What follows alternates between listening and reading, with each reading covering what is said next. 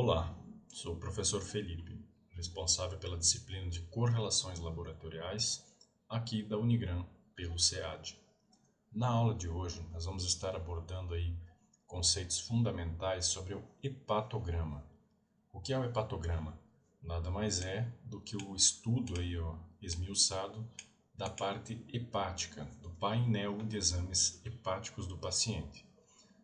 Nota-se aí que, diga-se de passagem, perdão, que são conceitos fundamentais para que o médico consiga muitas vezes salvar até mesmo uma vida. Por que isso, gente? Porque os exames hepáticos, eles estão diretamente relacionados aí à função hepática, ao grau muitas vezes de lesão hepática, ao grau muitas vezes também de comprometimento das funções de síntese hepática, que acabam aí por respingar, digamos assim, em todas as funções da homeostasia corporal. Então são vários conceitos aí fundamentais que nós vamos estar aí dando uma pincelada hoje. Eu quero falar para vocês que eu não vou abordar aí muito a fundo esses conceitos, porque senão vai alongar muito essa aula. E a gente sabe, né, que assim, o que acaba se tornando muito longo acaba se tornando enjoativo. Então eu vou tentar assim ser o mais sucinto possível, trazer aí os principais conceitos resumidos dessa apostila aqui para vocês, tá? Então, eu vou fazer aí, digamos, um apanhado resumido sobre todos os principais exames aí do painel hepático, ok? Então, vamos lá. Primeiramente, eu quero dar um embasamento sobre o fígado e depois nós vamos aí discutir os marcadores dos principais quadros clínicos aí, tá? Então vamos lá. Para que serve o fígado, gente? Por que ele é considerado aí um laboratório químico dentro do nosso corpo? Porque ele faz aí uma série de reações metabólicas incessantemente, constantemente, tudo para manter aí a homeostasia do nosso organismo e processar aí os diversos compostos aí que nós ingerimos e produzimos constantemente, tá? Vamos dar como exemplo aí a síntese de lipídios, a síntese proteica também, a síntese de carboidratos, alguns compostos energéticos, tá? Além disso, nós temos também a gliconeogênese, que se vocês separarem a palavra aqui, ó, seria uma geração de novos compostos energéticos, tá? Armazena também o glicogênio, por sinal, né, que é um composto energético. Atua também no catabolismo de proteínas, aqui aminoácidos, né, no caso, lipídios também. Atua na exportação de biomoléculas. Quais são essas biomoléculas? Vamos dar como exemplo aqui as lipoproteínas, que vocês já viram anteriormente na aula 1. Quem não viu pode voltar ali nos vídeos e dar mais uma olhadinha. Não vou me estender aqui nessa parte, porque senão vai ficar muito longo. Essas biomoléculas também não incluem só as lipoproteínas. Nós podemos citar aí diversas moléculas transportadoras. Vamos dar um exemplo aí como sendo a albumina, que carrega aí compostos tanto polares quanto mais apolares. Ela faz o transporte de diversas vitaminas, até mesmo íons. Então ela assim, medicamentos também, quando a gente ingere aí, muitas vezes se ligam à albumina. E também, né, a tão conhecida bilirrubina. Então o fígado ele atua produzindo compostos que dão condição aí do nosso corpo trabalhar legal e manter muitas vezes aí a nossa homeostasia. Beleza? O anabolismo, nós podemos aí definir ele basicamente como sendo a construção de compostos. O catabolismo quebra, né? Já o anabolismo, ele forma compostos. Eu acabei de dar exemplo aí das lipoproteínas, né? Seria aí uma forma de anabolismo, né? Você construir uma lipoproteína que vai aí transportar lipídios pelo seu corpo, ok? Já falei sobre a albumina, então, o efeito detoxificante. Gente, muito importante isso aqui, fundamental para nós, é esse efeito detox, aí, né? Como que o nosso corpo faz isso? Ele tem um sistema aí um conjunto de moléculas que atua muitas vezes captando aí os compostos que o fígado identifica como sendo tóxico e atua neutralizando eles. Um exemplo desses é o nosso famosíssimo e conhecido álcool, onde nós temos todo um conjunto de enzimas que vai aí atuar para neutralizar ele e transformar ele em aldeído, por exemplo. Ok? Aí nós temos também remédios, né, que muitas vezes acabam sendo interpretados pelo nosso corpo como sendo tóxicos, que vão ter uma passagem pelo fígado e vão acabar sendo processados aí por essas enzimas, muitas vezes aí do citocromo P450, que seria aí um dos responsáveis pelo efeito detox, tá? Mas já deu para entender, né? O fígado está situado no quadrante superior direito do abdômen, tem uma intensa irrigação sanguínea, obviamente, porque tem que chegar muito material nele, né, através do sangue, e tem que ser exportado também muito material que ele produz. Ok? Então, começando aí com a parte resumida sobre os marcadores de lesão hepatocelular. São os nossos conhecidos aí AST e ALT, ou também TGO, né, relativo ao AST, e TGP, relativo ao ALT. As duas nomenclaturas são usadas e não tem problema nenhum aí você discutir, utilizar, né, essa nomenclatura, tanto uma quanto a outra, tá? Mas não pode confundir. Para que elas servem, gente? Elas são responsáveis aí por catalisar a transferência de alguns radicais do ácido aspartico, no caso aí a AST, né, e da alanina, no caso da ALT. Então elas formam compostos aí que vão acabar sendo envolvidos durante a gliconeogênese. Processo fundamental no nosso corpo, diga-se de passagem. Vale destacar aqui, como relação simples e curiosidade também, a reação de transaminação, ela depende desse carinha aqui, ó, a vitamina B6, que é o piridoxalfosfato. Então, notem o seguinte, pessoa alcoólatra aí, por exemplo, alcoólatra severa, né? Aqueles caras aí que já estão em fase mais terminal, eles não conseguem muitas vezes ter aí uma ação legal desse complexo AST-ALT, porque eles têm deficiências crônicas aí de vitaminas, o complexo B principalmente, sendo uma delas a vitamina B6. Então acaba aí por prejudicar essa função, né, da AST e também da ALT. Mas isso aqui é só uma curiosidade para vocês. ALT, conhecida como alanina aminotransferase, ela é uma enzima, marquem isso na mente de vocês, ela é uma enzima citoplasmática, ou seja, ela está lá no citoplasma do hepatócito. Ah, professor, mas o que isso quer dizer? Se ela está lá no citoplasma, quando você tiver aí uma lesão que atinja essas células hepáticas, você vai, por consequência, liberar primeiro e de forma mais assim aguda a enzima ALT, né? Já a AST, ela também está distribuída na parte mitocondrial.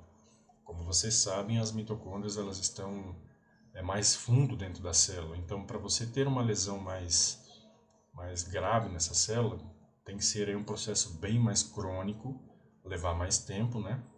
Ou ser uma lesão muito grave mesmo, que acabe por atingir a mitocôndria também.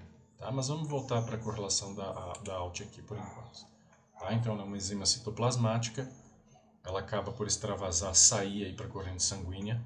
É mais fácil quando você tem aí uma lesão hepática. Ou seja, ela está mais relacionada aí com danos agudos ao fígado. Por que ao fígado, gente? Porque ela é localizada predominantemente nos hepatócitos, no fígado, tá?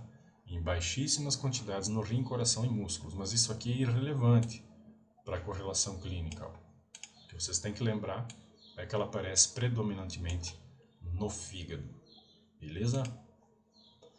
Então, eu já falei, né, que ela é um marcador de lesão hepatocelular e está mais relacionada a injúrias, né, a danos de caráter hepático, né, porque ela está lá no fígado, predominantemente, e de caráter agudo, recente e intenso. Tá? Correlação clínica dela, marquem aí. Doença hepática, principalmente de caráter agudo. Pode ser por remédio, pode ser por uma intoxicação alcoólica muito forte, pode ser por uma hepatite viral aguda, tá? Tem várias correlações aí, mas marquem isso, principalmente doença hepática aguda. Pode se levar em quadros crônicos? Pode, mas você vai ver aí que tem em quadros crônicos, principalmente a elevação maior da AST, né? Então, por falar na AST, aspartato-aminotransferase, nós vamos dar seguimento a ela aqui já para correlacionar com a ALT melhor. Ela é uma enzima, como eu já falei, mitocondrial e também citoplasmática. Ou seja, ela está, deixa eu achar aqui, ó, ela está no citoplasma também, né? Só que ela está principalmente aqui dentro da mitocôndria, ok? Então, para você ter um extravasamento de haste para a corrente sanguínea, você precisaria ter uma lesão muito grave que transpassasse, que entrasse a fundo na célula e gerasse a lesão aqui às mitocôndrias também, tá? Para extravasar esse conteúdo aqui. Vamos voltar aqui. Ela é encontrada no fígado, principalmente, né? Mas também no miocárdio, no coração, né? No músculo esquelético de modo geral, nos músculos, né? Nos rins, no cérebro também, no pâncreas e até mesmo nas hemácias. O que isso aqui quer dizer, gente? Que ela não é específica. Se você só tiver a lesão, perdão, se você só tiver a elevação dessa enzima, tem aí um painel hepático, não quer dizer que a pessoa tenha especificamente uma doença no fígado. Vocês vão ter que observar também se ele tem a ALT elevada, que vai direcionar para um quadro hepático. Agora, se o paciente tiver, por exemplo, com uma LDH, lactato desidrogenase elevado, vocês podem correlacionar com uma hemólise, por exemplo, que seria a destruição das hemácias, que contém o LDH. E também contém o AST, como está especificado aqui, ó. Tá? Então ela é uma enzima inespecífica. Até mesmo no infarto você pode ter elevação de AST. Tem, né, inclusive. Mas observem sempre o painel de exames como um todo. Não direcionem aí um possível diagnóstico, né, uma hipótese diagnóstica, sem avaliar todo o painel de exames no geral. Tá? Mas já deu para entender, né, gente? A ALT é específica para o fígado, porque ela está praticamente só nele. E a ALT está presente em vários, perdão, a AST está presente aí em vários tecidos, ok? Então, se você tiver as duas elevadas, dá para ter quase certeza aí que é um quadro hepático de lesão, ok? Tem uma correlação aqui do índice de Rites, mas eu vou deixar ela para daqui a pouquinho. Como eu já comentei, né, está correlacionado também hepático. Aqui tem alguns detalhes, não precisa decorar isso aqui. Aqui tem alguns detalhes de correlações aí que mostram a relação entre a AST e ALT em alguns quadros clínicos. Vamos dar uma olhada aqui. Elevações leves e temporárias costumam estar relacionadas a quadro de doença hepática gordurosa não alcoólica, que foi até um caso clínico, se eu bem lembro, que eu coloquei lá nas atividades da aula 1, lá das lipoproteínas. Então você pode ter sim uma doença hepática não alcoólica que gera lesão no fígado e por consequência vai aumentar as transaminases, as duas. Quando muito elevadas, um nível de AST maior do que ALT sugere lesão tecidual histológica, né, mais avançada, que foi o que eu já comentei. Para você ter aí um nível de AST bem elevado, mais elevado inclusive que um ALT, você tem que ter uma lesão hepática profunda, constante, uma agressão intensa que fica dia após dia. Vamos dar um exemplo aí de um alcoólatra crônico, né, gente? O cara bebe lá um porre todo dia, por consequência ele vai estar lesionando os hepatócitos dele a longo prazo. E com isso, tendo danificado também, né, tendo dano às mitocôndrias que vão, por consequência, liberar também bastante AST. O ALT vai se elevar? Vai, mas geralmente em quadros crônicos você tem aí maiores níveis de AST sobre a ALT. Os dois se elevam, mas nos quadros crônicos o AST é maior do que a ALT, ok? Quadro agudo, só para complementar, hepatites virais agudas.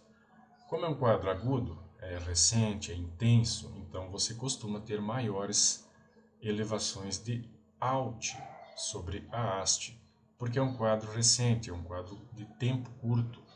Então você costuma ter aí a maior liberação de ALT do que de AST, tá?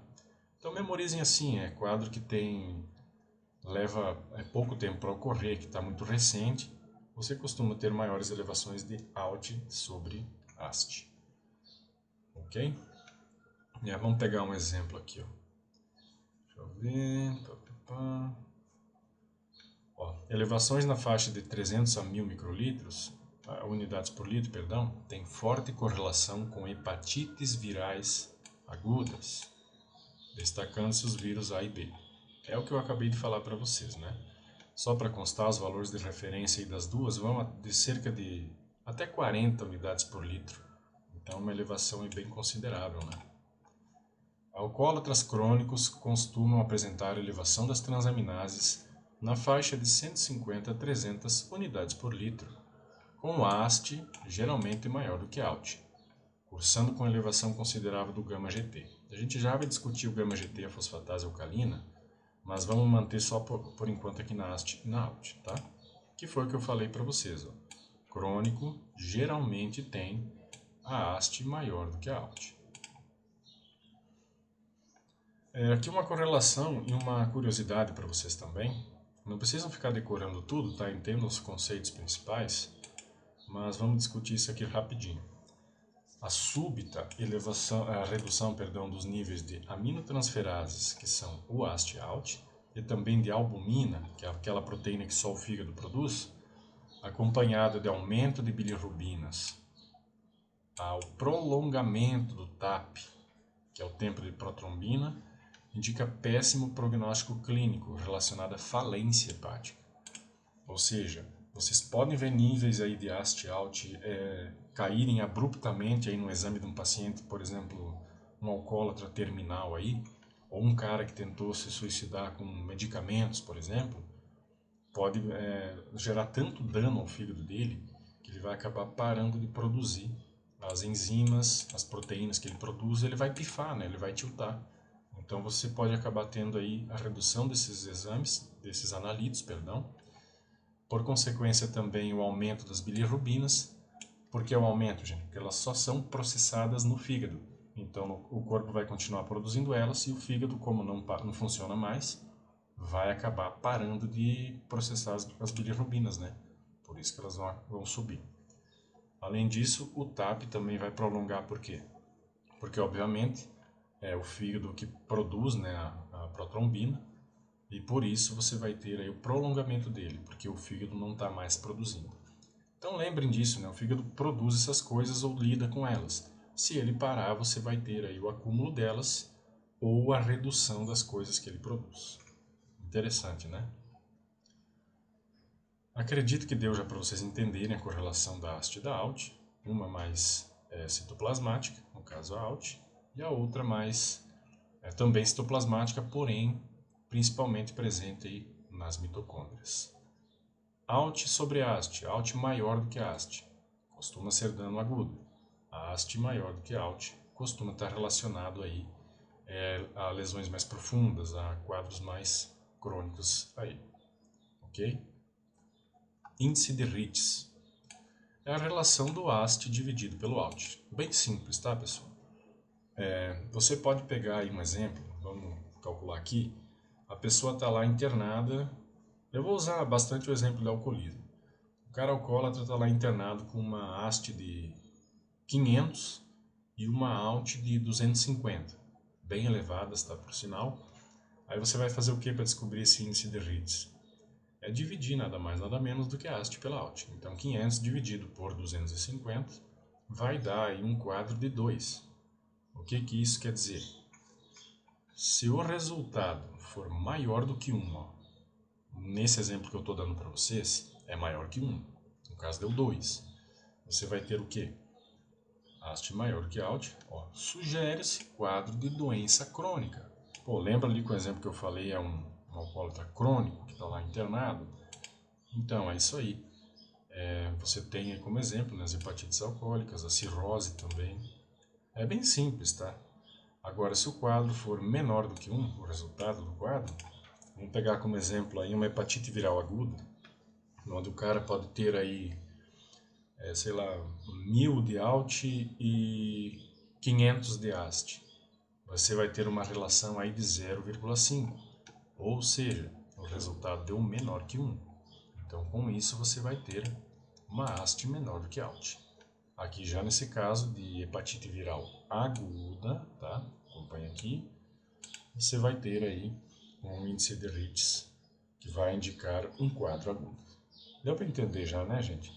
Caso vocês queiram, podem estar acompanhando esse link aqui do vídeo, que o cara também discute aí sobre esse, desculpem, sobre esse índice aí de Ritz, tá? Ele fala aqui no 5, ele começa no 5:45, ok? Dando seguimento aqui para não alongar muito a aula, nós vamos falar aí sobre os indicadores de colestase. O que é a colestase, gente? Nada mais é do que a famosíssima obstrução das vias biliares. Normalmente quem que tem isso? Pessoas acima de 40 anos, costuma acontecer mais em mulheres, pessoas que têm colesterol muito elevado, que é processado pelo fígado, né, acaba dando origem aos sais biliares, que são excretados aí pelas vias biliares, tá? Mas enfim, já deu para entender, né? Primeiro marcador, fosfatase alcalina, abreviado aí como FAO ou como ALP também. Ela está amplamente distribuída nos tecidos de um modo geral. Quais tecidos? Você tem aí, se eu bem estiver lembrado, 5 frações da fosfatase alcalina. E cada uma delas está direcionada aí para um tipo de tecido. Vamos pegar como exemplo aqui, ó, a fração do intestino delgado, a fração do fígado, né, mais precisamente, não é nos hepatócitos, é nos canalículos biliares, naqueles canaizinhos que tiram aí a bile lá de dentro do fígado, tá? Nos túbulos renais também tem uma fração de fosfatase alcalina. Nos ossos também, nos osteoblastos, que ela é importantíssima para fazer a retirada do fosfato dos ossos e de outros compostos. Nos leucócitos também você tem fosfatase alcalina e também na placenta. Olha que interessante a correlação. Uma pessoa em fase de crescimento, uma criança, né, lá pelos seus 10, 12 anos, vai ter uma fosfatase alcalina muitas vezes aí bem mais elevada do que o limite normal, justamente por causa da atividade intensa dos osteoblastos, que vão estar aí gerando mais células e compostos em intensa atividade para que seja promovido o crescimento dessa criança. Tá? Então não quer dizer lá que quando você vê uma fosfatase alcalina elevada, lá no exame de um jovem, ele vai estar com pedra na vesícula. Pode ser justamente a atividade óssea dele aí da fase do crescimento. Um dos exemplos similares também se vale para gestantes, porque você tem também uma fração da fosfatase alcalina lá na placenta. Tá? Então notem aqui a importância da anamnese feita de modo correto. Aí você pode ver que o paciente aí que está gestante, você já pode esperar uma fosfatase alcalina mais alta. Olhem a idade do paciente, com isso você já pode esperar também, se estiver em fase de crescimento, aí uma fosfatase alcalina mais elevada, tá? Então, tudo tem uma correlação, mas o que vocês têm que lembrar aqui da fosfatase alcalina é que ela está amplamente distribuída nos tecidos. Vale lembrar mais aí, no caso da nossa aula, dos canalículos biliares, ok?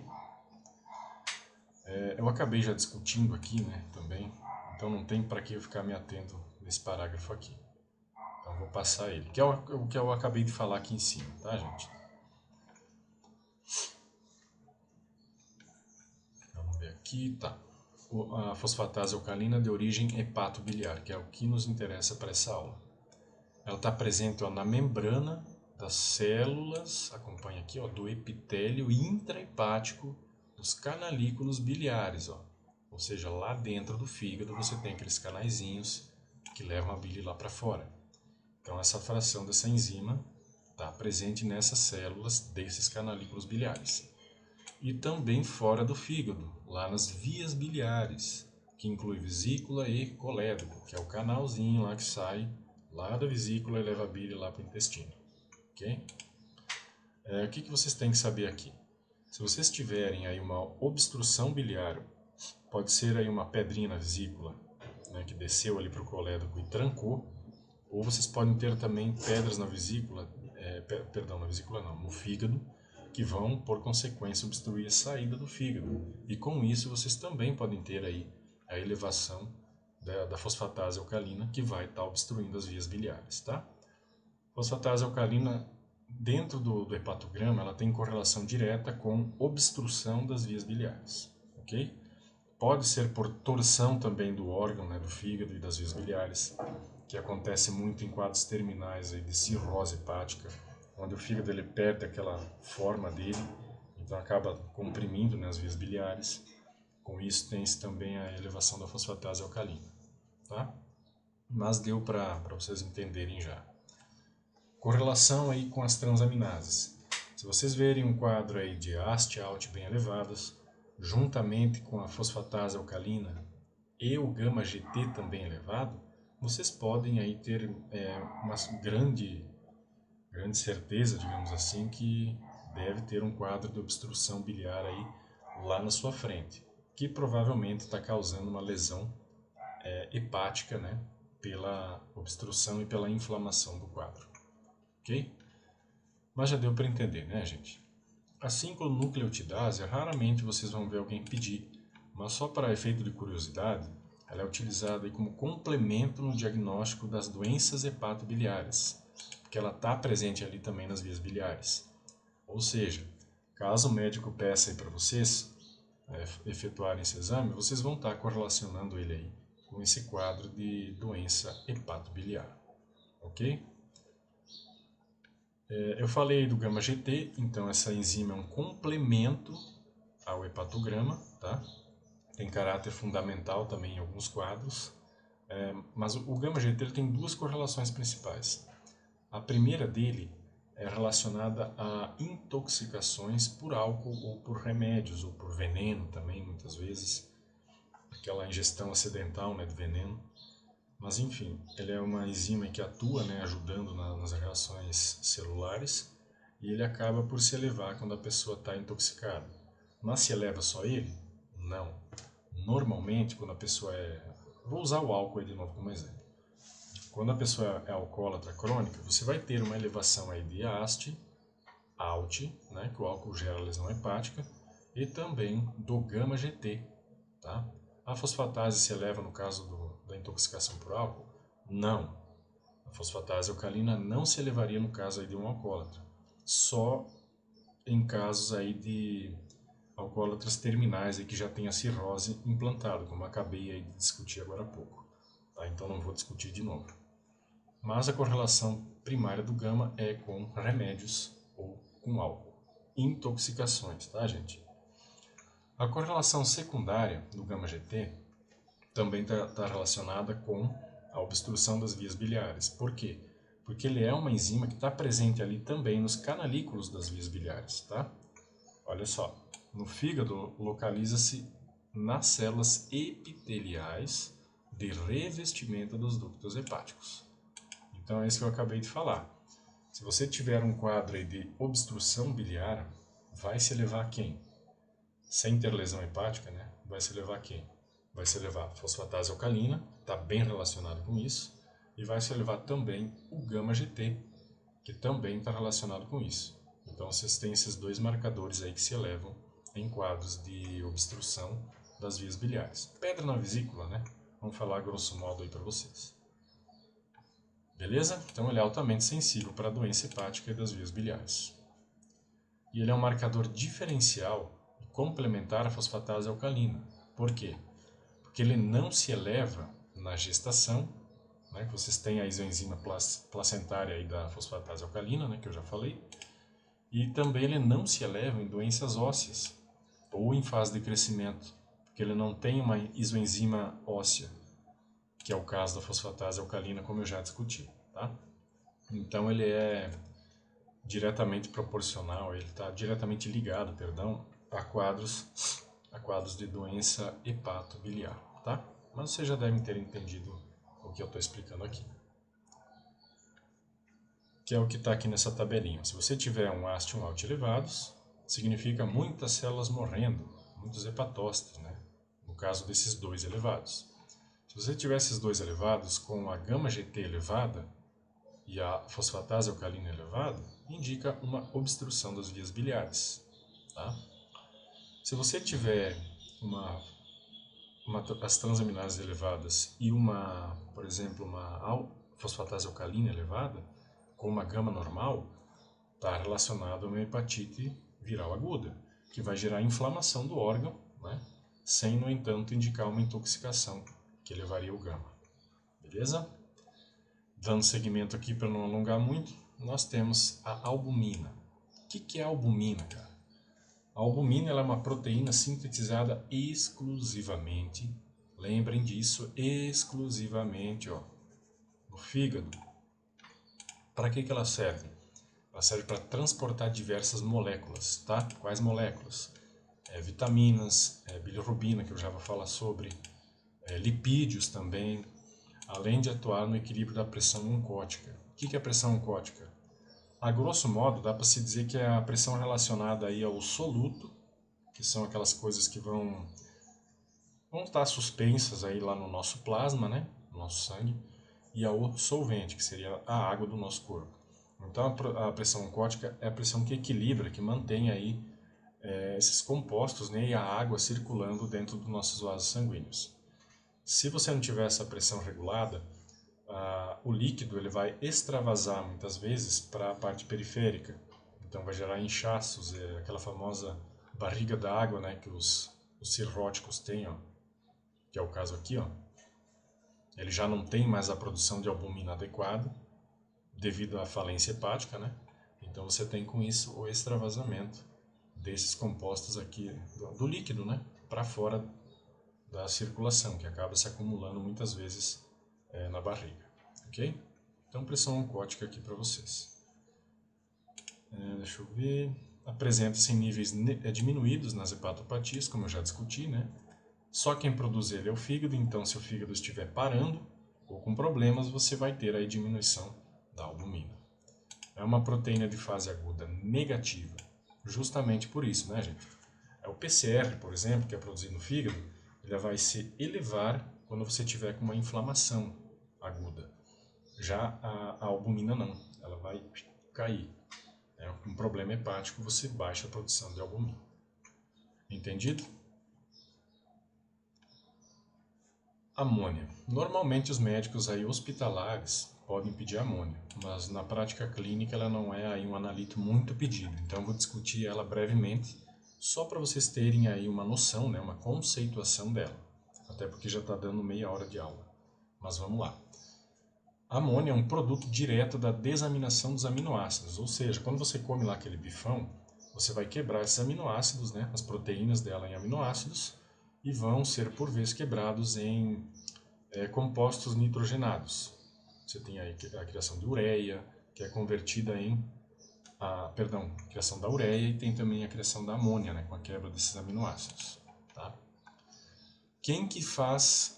Ela é um produto tóxico, tá, por sinal, lembrem disso. Quem que faz aí a metabolização da amônia? Adivinhem? É o fígado, mais uma vez.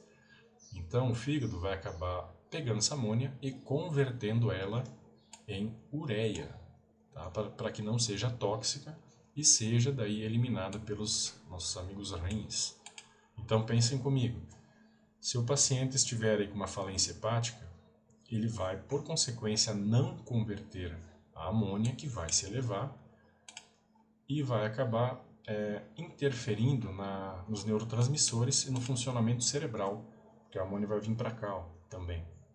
Vai acabar intoxicando aí, a grosso modo, o cérebro e prejudicando as funções cerebrais.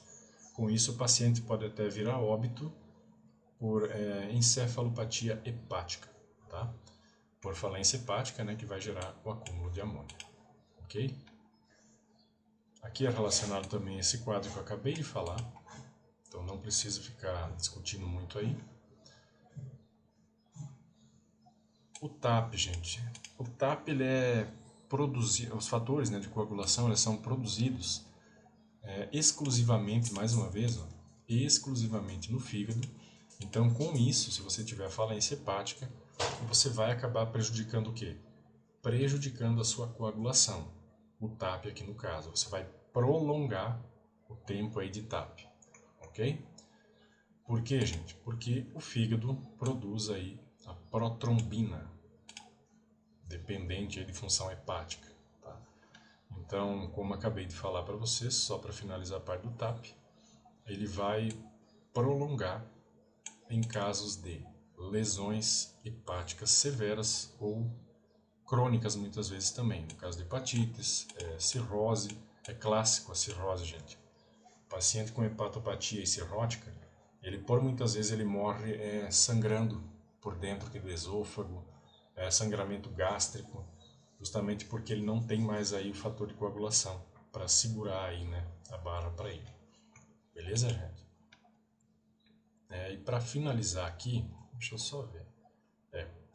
Para finalizar então, nós temos aí por fim os marcadores de depuração hepática. O que é a depuração, gente? Seria aí o marcador para mostrar como está a função de trabalho, de manutenção hepática. Como que é avaliado isso? É avaliado através das bilirrubinas, ok? As bilirrubinas, elas são produtos... Eu vou pular esse texto aqui, ó. Quem quiser pode dar uma lida, mas eu vou explicar para vocês pela imagem.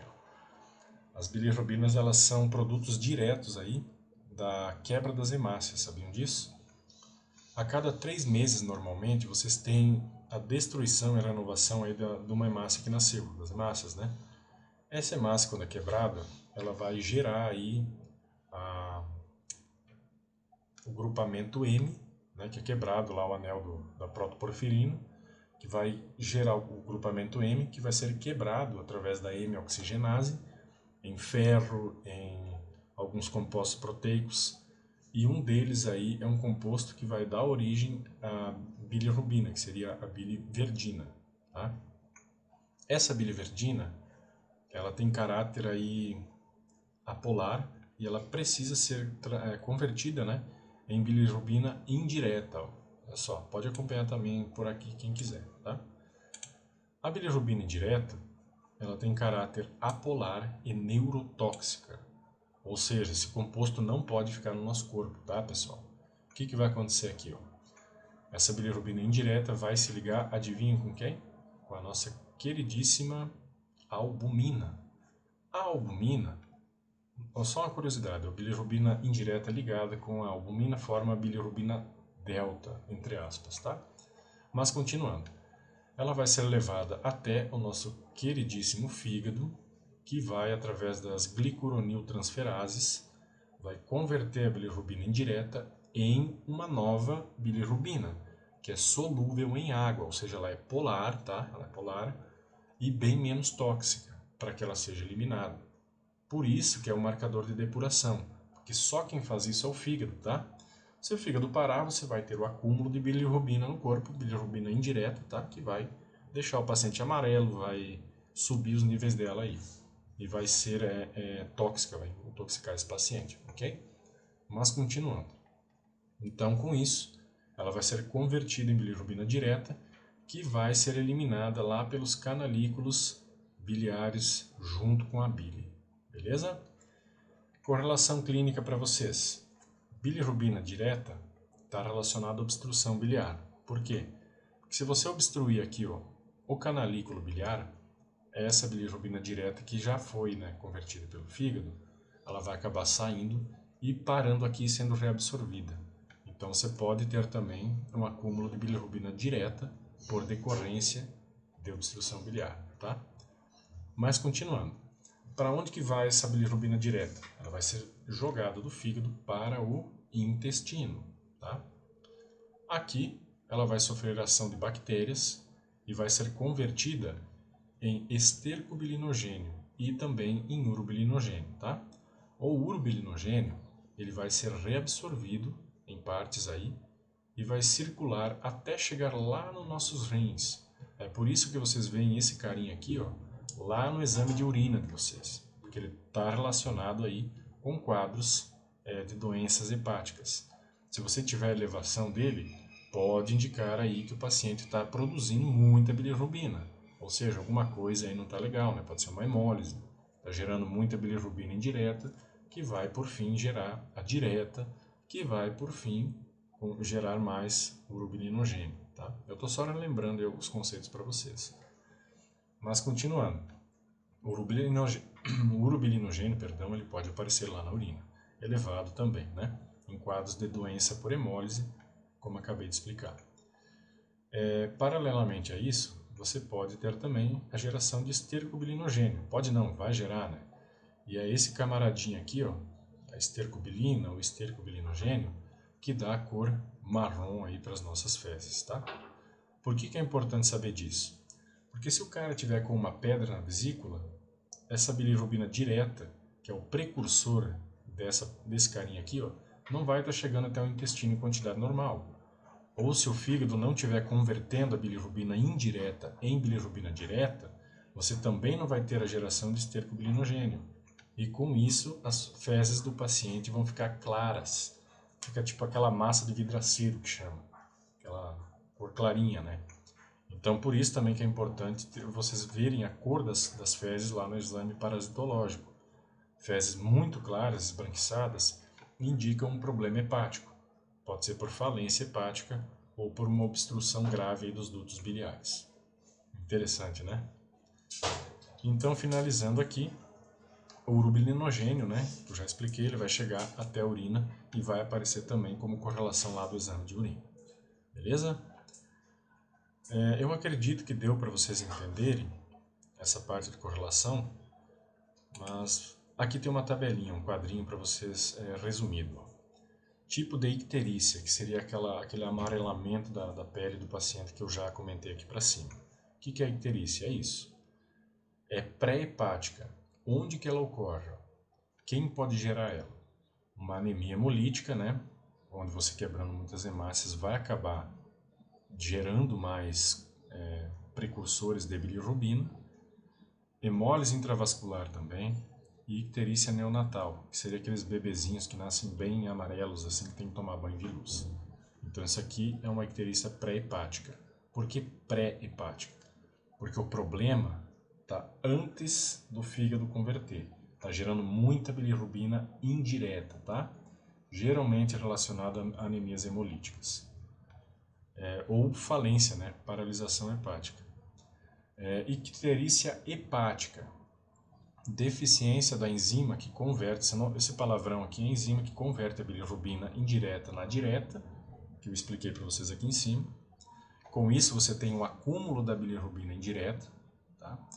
Hepatite, né, que é um quadro aí que vai judiar bastante o fígado e comprometer a função dele, e pode ser também um tumor hepático, que também causa aí uma alteração da função hepática. Então, nesse caso aqui, ó, da elevação da bilirrubina, o problema está no fígado. Deficiência da enzima, lesão hepática, tumor. Então, tudo que for paralisar a função hepática ou reduzir drasticamente ela, vai gerar uma icterícia, tá? Principalmente por bilirrubina indireta, que o problema está no fígado antes dele. Icterícia pós-hepática. Pós-hepática, depois do fígado. Quem que vem depois do fígado nesse ciclo? As vias biliares, tá? Então, uma obstrução nas vias biliares vai acabar elevando as bilirrubinas, cálculos biliares, né? Ou mesmo também um tumor biliar ali na região das vias biliares vai trancar a passagem, né, da bile, desses compostos, e por consequência vai gerar aí a reabsorção e o aumento das bilirrubinas, gerando uma icterícia. Entendido, gente? Eu acredito que essa pincelada dessa aula, porque eu tentei assim ser o mais breve e o mais direto possível para vocês, eu acredito que deu para vocês clarearem um pouco a mente em relação aos principais exames hepáticos, ok? Mas qualquer dúvida vocês podem estar postando lá no fórum nos questionamentos, que a gente tenta atender vocês aí, ok?